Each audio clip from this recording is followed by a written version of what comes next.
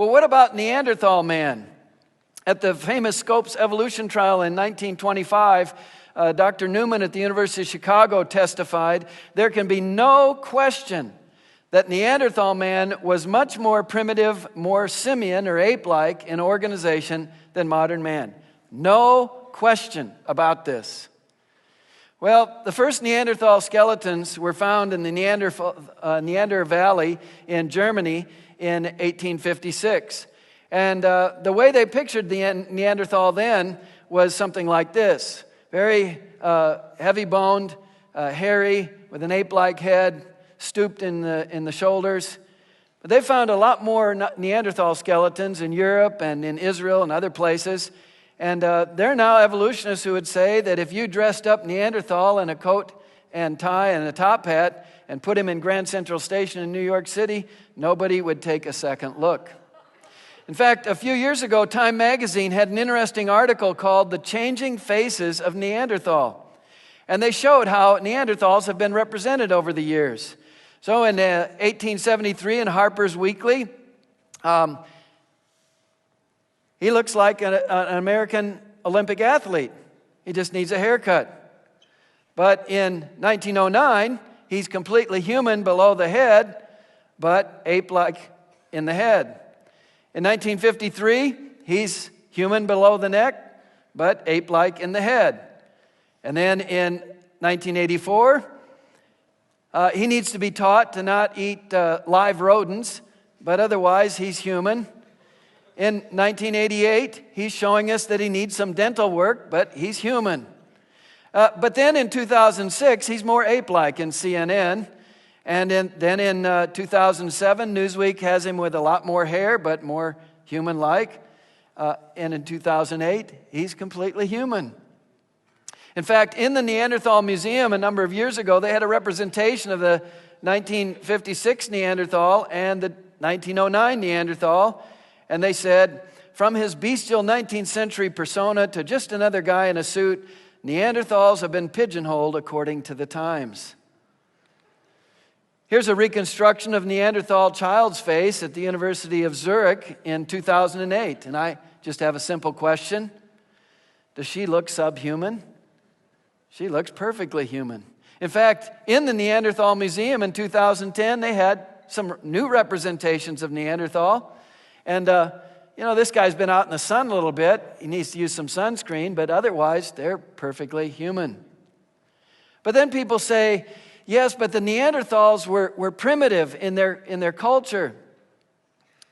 So, that doesn't mean anything. When George Washington was president of the United States, living in comfort in Philadelphia, with Persian rugs on the floor and fine china and cutlery, and I'm sure he had a bathroom inside the house, living in the very same country at the very same time were Native American Indians who didn't have any Persian rugs on the floor, no china, no fine cutlery, no toilet in the teepee, and yet they were every bit as human as George Washington. And we have people today that in our Western arrogance we say are primitive. People like the Aborigines in Australia.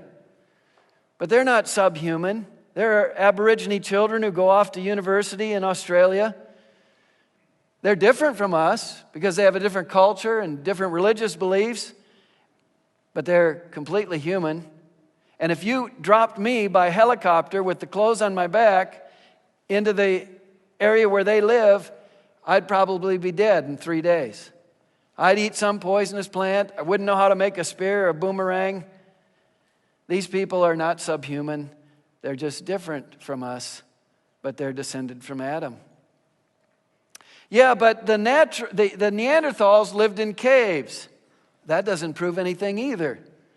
Back in 1947, a Bedouin shepherd boy found what became known as the Dead Sea Scrolls, northwest of the Dead Sea in Israel. And they found collections of manuscripts of the Bible and other Jewish writings. And the ancient Essenes, a Jewish sect before the time of Christ and shortly after the time of Christ, lived out there separate from the rest of the culture. And they stored their discarded manuscripts in these caves. And you know, the Bible speaks of cavemen. It doesn't speak of any ape men, but there are cavemen in the Bible. Men of whom the world was not worthy, wandering in deserts and mountains and caves and holes in the ground.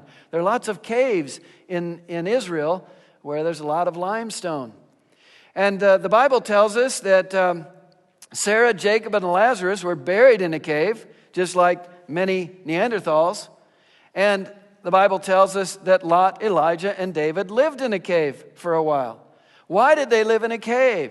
Well, because the necessities of life required it. Lot lived in a cave because God destroyed his city of Sodom. Elijah and David lived in a cave for a while because they were being hunted. Elijah was being hunted by King Ahab, and David was being hunted by King Saul. And if you need a place to hide, a cave is a good place to hide. The archaeological evidence that Neanderthals were 100% human is overwhelming. They made sophisticated spears, needles, and stone tools, and only humans do that. Oh, a bird might use a piece of straw to get bugs out of a tree. A monkey might use a stick to get ants out of an anthill.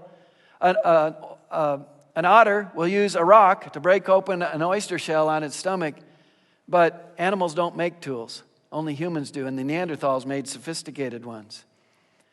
The Neanderthals, just a recent discovery, used makeup and seashell jewelry, and no animals do that. They hunted dolphins and seals, and only humans do that. Well, a killer whale does, but the only land creatures that hunt seals and dolphins are humans. They had controlled use of fire and cooked their food, and only humans do that.